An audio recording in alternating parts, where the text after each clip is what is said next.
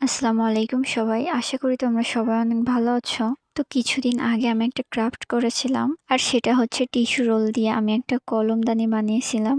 তো তাই ভাবলাম তোমাদের সাথে এই আইডিয়াটা একটু শেয়ার করা যাক। ঘরের ভেতরে আমি এই ২ টা টিস্যু রোল পাইছিলাম আর তারপর ভাবতেছিলাম যে এটা দিয়ে কি বানানো যায়। আর এটা ফেলে দিতেও মন চাচ্ছিল না। তো বাড়িতে কিছু কালার পেপার ছিল আর ভাবলাম যে এটা দিয়ে কিছু একটা বানানো যাক। আর অনেক ভাবনা চিন্তা করার পরে আমার মাথায় আসলো কলমদানি বানানোর চিন্তা। সো যেই চিন্তা সেই কাজ আমি লেগে পড়লাম কলমদানি বানানোর জন্য। আর এটা আমার লাইফের ফার্স্ট ক্রাফট ছিল। এর আগে আমি এরকম কোনো কিছুই বানাইনি। আর এটা বানাতেও অনেক বেশি সময় লাগছিল। তো আমি প্রথমে টিস্যু রোল গুলাকে আমার সুবিধা মতো কেটে নিয়েছিলাম। আর তারপর একটা স্টিকের সাহায্যে এরকম গোল গোল পাইপের মতো বানিয়ে নিয়েছিলাম। তো এটাকে কি বলে আমি নিজেও জানি না। তোমরা ভিডিও দেখে বুঝে নাও যে এটা কিভাবে বানাতে হবে। আর তারপর এগুলো সব আমি একটা একটা করে টিস্যু রোলের সাথে ভালোভাবে আঠা দিয়ে লাগিয়ে নিচ্ছিলাম। আর এগুলো লাগাতে যেয়ে অনেক বেশি ঝামেলা হচ্ছিল, কারণ একটা একটা করে লাগাতে যাচ্ছিলাম আমার সব ব্যাকা ব্যাকা হয়ে যাচ্ছিল। বারবার আমারে খুলে বারবার লাগাতে হচ্ছিল। এগুলো লাগাতে যে অনেক বেশি টাইম চলে গেছিল। আর আমার মতো তোমরা যারা ফার্স্ট টাইম ক্রাফট করবা তাদের এই প্রবলেম গুলো ফেস করাই লাগবে।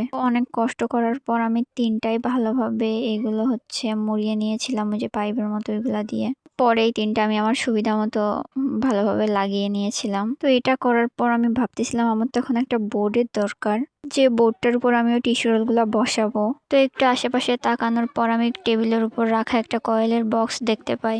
আর এটা দেখার পরেই আমার মাথা থেকে বোর্ডের চিন্তা দূর হয়ে গেল। তো পরে আমি ওই কয়েলের বক্সের থেকে এক পাশ কেটে নিয়েছিলাম। আর তারপর একটা কালার পেপারের সাহায্যে এটা আমি মুড়িয়ে নিয়েছিলাম আটা দিয়ে। তোমরা হয়তো এই ভিডিওটা দেখেই বুঝতে পারতেছো যে আমি এটা কিভাবে লাগাইছিলাম। এটা লাগাতেও আমার অনেক বেশি টাইম লেগেছিল। যারা রেগুলার ক্রাফট করে তাদের কাছে এটা অনেক ইজি আর তারা অনেক দ্রুত এসব করতে পারে। আমার মতো যারা ফার্স্ট টাইম করবা তাদের একটু টাইম বেশি লাগবে। তো তারপর ওই টিস্যু রোলের শেপের মতো করে আমি এখানে আটা দিয়ে নিচ্ছিলাম আর তারপর ওইটা ভালোভাবে লাগিয়ে দেই। তো আমি আর একটু ডিজাইন করতে চাইছিলাম আর এই জন্য আমি একটা টিউলিপ ফুল বানানোর চেষ্টা করতেছিলাম। বাট দুঃখের বিষয় টিউলিপ ফুল তো হয়নি, টিউলিপ ফুলের ধারের কাছেও বানাতে পারিনি। তো এই টিউলিপ ফুলটা আমি ইউটিউবে একটা ভিডিও দেখে বানাচ্ছিলাম, কিন্তু ওই ভিডিওর মতো একদমই হয়নি। তো আমার নিজের টিউলিপ ফুল বানানো দেখে আমার নিজেরই লাস্টে হাসি আসতেছিল। যাই হোক, পরেও নিজের মনকে সান্ত্বনা দিলাম, টিউলিপ ফুল হয়নি তো কি হয়েছে, কিছু একটা তো হয়েছে। তো তারপরে এই ফুলটা আমি কার্ডবোর্ডে আটার সাহায্যে লাগিয়ে দিলাম।